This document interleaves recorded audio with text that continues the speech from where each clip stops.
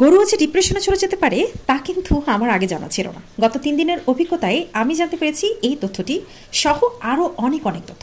আজকের ভিডিওতে জানাবো সবগুলো তথ্য, কারণ সামনেই কোরবানিতে আপনারা কি কি বিষয় লক্ষ্য রাখবেন সেই বিষয়গুলো কিন্তু আজকে জানানোর চেষ্টা করব। শুরুতেই পরিচয় করিয়ে দিই, এই যে থেরাপি দিচ্ছেন থেরাপিস্ট আমাদের নতুন, উনি হচ্ছেন কিন্তু আমার ছোট ভাই সৌরভের কথা আপনারা অনেকেই জানেন।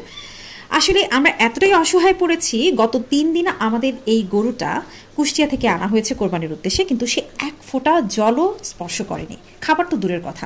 তো তারই কিন্তু চেষ্টা করা হয়েছে, আমার ছোট দেবর, আমার ছোট ভাই, আমার শাশুড়ি, আমার মা, এমনকি আমি, আমার ছেলে, সবাই মিলে অক্লান্ত পরিশ্রম করার পরেও কিন্তু আমরা ব্যর্থ।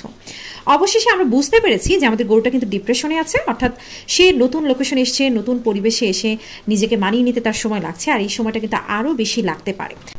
ডিপ্রেশনে চলে যাওয়া এটার তো একটা সমাধান থাকে, কিন্তু অসাধু ব্যবসায়ীরা যে প্রসেসগুলো অবলম্বন করে, আপনি যখন গরু কিনবেন সে যে কোনো সময় হোক, কোরবানির উদ্দেশ্য হোক বা ন্যাচারালি শুক্রবার যেহেতু অনেক জায়গাতে কিন্তু গরু জবাই হয়, তো আপনি যদি এইগুলো ফলো না করেন তাহলে কিন্তু আসলে আপনি রীতিমতো ঠকছেন এবং আপনি আপনার কাস্টমারদেরকে ঠকাচ্ছেন।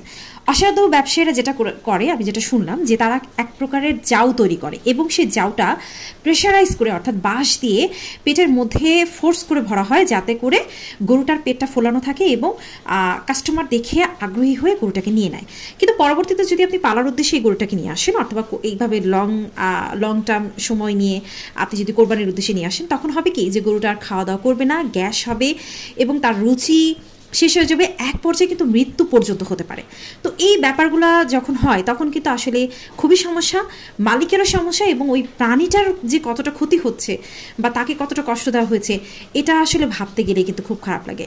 আরেকটা বিষয় আপনাদেরকে বলবো, যখন আপনারা গরু কিনবেন, যার কাছ থেকে কিনেন না কেন, সরাসরি মালিকের নাম্বারটা কিন্তু সংগ্রহ করবেন, কারণ মালিক কিভাবে গরুটাকে খাইয়েছে, এতদিন তার টাইম কেমন ছিল, এটা কিন্তু জানা খুব জরুরি। আমরা সব থেকে বড় যে সমস্যাটা পড়েছিলাম সেটা হচ্ছে যে মালিকের নাম্বার না থাকায় আমাদের গরুটা আসলে কি খেতে পছন্দ করে এটাই কিন্তু আমরা বুঝতে পারছিলাম না। আপনাদের যদি কোনো পরামর্শ থেকে থাকে অবশ্যই জানাবেন।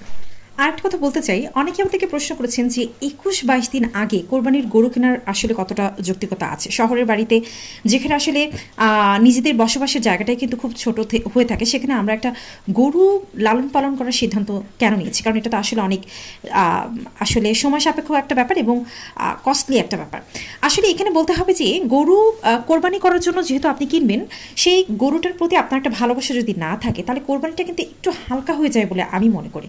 কোরবানি ঠিক 1 থেকে 2 দিন আগে আপনি যে কোরবানিটা গরু কিনে নিয়ে এসে কোরবানি করবেন, সেই কোরবানি থেকে নিজের হাতে পেলে লালন পালন করে তার প্রতি একটা ভালোবাসা তৈরি করে কোরবানি করলে আমার মনে হয় যে এটার মাহাত্ম্য আরও বেশি, অর্থাৎ আল্লাহ তাআলার সব